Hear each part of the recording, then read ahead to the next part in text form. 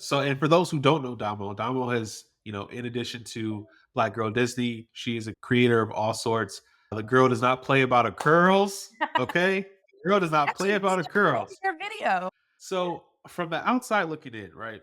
I think most people who see how busy creators are and they're seeing them grow something from the ground up, the question that comes to mind is, how do they monetize this? So, like, partnership being paid through a partnership like that, Black Girl Disney has not experienced that yet. Yeah. But at one point, we started selling merch, and that happened. I think me and I both were just like, "I want a bonnet." We want bonnets with a Right. like, let's think of stuff that aren't being sold. I don't wanna make Disney ears. That's not I love it. I have a Disney ear collection over here, but I don't wanna sell that. Bonnets we can use. People aren't selling bonnets with their logo on it like that, like, at least Disney-wise. So, that was something that we were able to do to bring in some money, but some brands start wanting to sell merch too soon. It's Yep. like everybody's doing it like, I wanna make merch and I wanna sell," and then you bought all this product for it to just sit, you know? People were coming to us like, "When are we gonna get Black Girl Disney merch? When are we gonna get it?" And Right. I'm like, that's another ball game that you're dealing with when it comes to merch, especially the type of merch that you want. I wanted to sell stuff that I like to buy. I love stickers. Right. I always need a bonnet. I like pins. What else did we have? Croc charms. So little things that I don't necessarily have to have a sweater or a shirt, even though I love buying sweaters. I think that at the time would have been too much for Black Girl Disney. So just knowing when is the right time to do something, I think is important with your brand because you don't want it to be too soon. I think my first paid thing was through like the curly hair side. Yep. I had like 10 YouTube videos that's where I pretty much stopped my YouTube career.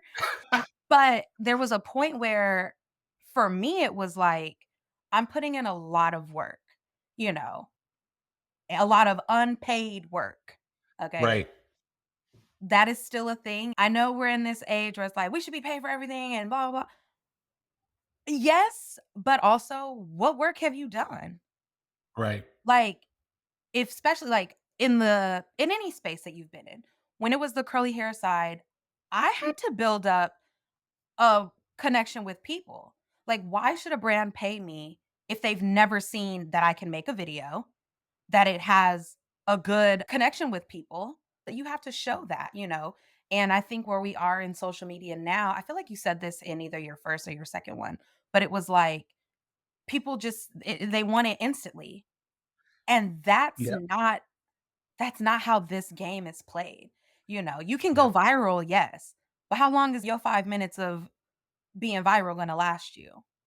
Yep. What are you gonna do with it? So, I think what made me start to, like, wanna, like, "Okay, I think this could be a thing," is putting in the work and then realizing, like, okay, a brand reached out, like, tagging them constantly, like, when you use Yep. product, some people are like, "This not an ad, I'm not gonna tag them." How they supposed to see you? Right.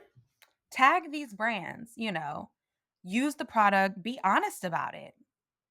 So, do that with hair, and also brands now, a lot of them have creator programs, specifically on the Disney side or just the fandom side. Places like Box Lunch, Hot Topic, Her Universe. If you go to their website, they have creator programs. Now, those don't necessarily pay, but if you're just getting started and you're like, I need to figure out a way for it to be structured, these brands are sending you products and then you post and you style them and you create content around it, then you start to get used to the flow of like, okay, this is what a brand wants. They don't want just like a selfie. It's like I got to Right. really set up something. It gives you practice, and then from there, once you started tagging brands, that's when sometimes hashtags are important too. That's how brands are finding people, or Yep. their social media managers. So going out doing the work will be helpful in monetizing when you've tagged these brands.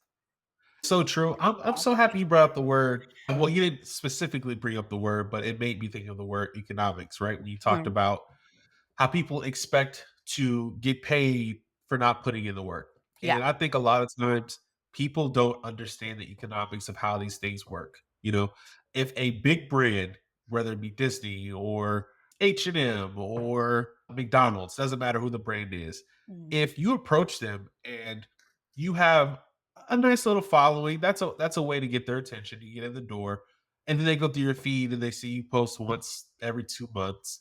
And the stuff you do post looks like you didn't put much effort into it. But then they also go through your posts and they see that, okay, this person has 50,000 followers. Why does their post only have 25 likes? It's that instant coffee culture. That's what I call it. Where people want things the moment they say they want it, they expect to have it. Mhm. And I've seen you grow, not just Black Girl Disney, because I don't want this to be specifically about Black Girl Disney. This is about Dominique Brown, the creator. I've seen where you've started and where you are now. And I think a lot of people want to be that, but I do think sometimes people don't realize how much time it takes to get there. You Mhm. really have to put a lot of time and effort into it. Yeah. It really is the truth. It is. I've had friends who've been newer into the Disney community or, I've seen other creators like, "Don't do anything for free." I personally don't agree with that statement. As someone who started off like, "Send me free like that was I had small goals. Like the first goal was like, I just want to work with this brand. If they send me products, like I got Right. it. And so it just worked from there. And a lot of times too, I'm like, I was gonna buy it anyway. So if you're I was gonna buy it, I was gonna post about it, I was gonna do all of that for free. But if you send me the product, I didn't pay, and you Right. probably sent me a full collection or whatever it is, And then when you've now built this relationship with this company or this brand, now the next time they come to you, it's like, I'd love to ask what the budget for this campaign is. And sometimes they may send out like, "Oh, the budget is X amount of dollars," and that may be a little low for you, but when you're first starting, for me, I was like, "I'll take it." I'll build up this Yeah. relationship with them and then the budget could keep raising, but I think building that relationship with a brand to me was most important. You got to pick and choose what it is that you're looking for, but if you're just in this for the money, and you think it's quick, maybe it might be quick for you. I don't know, but it wasn't like that for me. We come from a generation where you have to put in the work. Social media was not what it is now. It's so true. We did not even have creators growing up, Yeah. but I think talking to creators like yourself really gives us that insight into, you know what? It looks really nice, but am I cut out for it? Mm. I talk to people who back and forth between like, I don't want to sit at a desk job. I want to, just be an entrepreneur. And people don't know what goes into being an entrepreneur. Mhm. And you specifically noted that this is a side job for you Yeah. because you like the idea of having a stable income. And that's what I want people to realize is like, yes, being a creator can be financially beneficial Oh, if you for put in the sure. work, but you have to remember that bills are not going to pay themselves and you have to be realistic with yourself too. There's there's a certain drive that I think you have to have for this to be a full-time thing. I have friends that do this full time, and I have so much respect for the people who do this. I mean, I have respect for everybody, but for the people who Right. do this full time, like work doesn't stop, Some months are good, some months are bad. You may have a busy it's seasons too, especially at theme parks. Like Halloween time is good because there's a lot of content to Right. put out. There's festivals that are coming out depending on what your niche is. You might have some dry times too. But the pandemic, for some of my friends, that's what made them become full time. They were teetering. Do I want to do it? What do I do? Do I go back to work? But sometimes you're forced into it, Right. for the ones who do this full time. I have a friend who, she has, I mean, the pandemic, she shot up, but she does so many things. Like shout out to Adriana, Bippity Boppity Broke on Instagram and I think Yeah. YouTube now. But she does so much. Like she was doing budget friendly things, like showing you, yeah, the parks are expensive, but like, let me do this $20 challenge. Then she does food reviews through the theme parks. Then she was working with Delish on YouTube. So it's like, finding other things, but, like, you putting in the work to find these other things, Yep. But for me, I I still feel this way, but I don't want to do this full time. I love my job, especially where I'm at now. That was a goal to be where I'm at with work or the position that I'm in. I love it. I want to keep doing it, but I also enjoy this side. I've seen you be an entrepreneur for as long as I could, since like college. There is a different type of hustle that goes into that, you know. And I just have so much respect for people who do that. So, It's first of all, thank you for the shout out. And it's so true. So one of the reasons why I like to push people into making sure that something works as a side hustle before they do anything further than that is because it really does take a different type of grind. You are so correct. It's different when you're doing something and it, doesn't bring in enough money for you to maybe take a trip, mhm. maybe, buy a specific outfit you had your eyes on. It's another when it doesn't bring in enough money for you to pay your bills. And that's where I think people get caught up and they lose sight of why people become entrepreneurs in the first place. Mhm. And people who become full-time entrepreneurs in the first place want to be able to have full control over their schedule and how they spend their money and all that good stuff. But I know people who might break even on a monthly basis. That's not easy to sustain either. That is another thing too, I think when you're going into it. You think, "I'm bringing in all this money, I'm doing that." People don't realize and I feel like I've heard business owners say this, you don't start seeing income till maybe 2, 3 years down the line. Most Yep. people, you might have those people where it just, like, skyrockets and you're like, I'm already seeing income and I'm it's no longer breaking even. You're just trying to stay afloat, you know. I'm not making life-changing money. Yeah, it may Right. look good, but I just got my money back. That's something that I think people don't realize too. It's like, no, you don't start seeing an actual profit until after a couple years of it. I started photography in 2017 and I probably didn't break even for like 18 months. And that's because you have to buy equipment, you have to buy software subscriptions, you have to market yourself, you have to buy business cards, you have to invest in a website. And the business isn't just rolling in at the same time. And it does go back to what you said. People need to open themselves up and do things for free. So that's what I did. For Mhm. photography, I was like, you know what? I'm gonna offer free shoots, let people know that I'm starting out so that I get to practice, so I get to really master my craft. And then eventually I'll get to a place where I'm like, okay, this is my price Yeah, and I'm not negotiating. But to your point period. again, it takes a very long time to get to that point. Yeah. To someone who is aspiring to be a creator, what are some of the challenges that most people don't really get to see?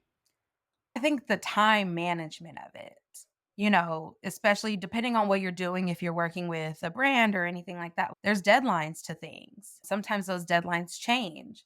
And as someone like me who works full time and doesn't have the privilege of working from home anymore, you have to really figure out that window. I Yep. like shooting content at home, but I don't love to shoot content at home, depending on Right. what it is. If I have to take photos in something, I don't really care to do it at home. I did it for the pandemic because I wasn't going outside.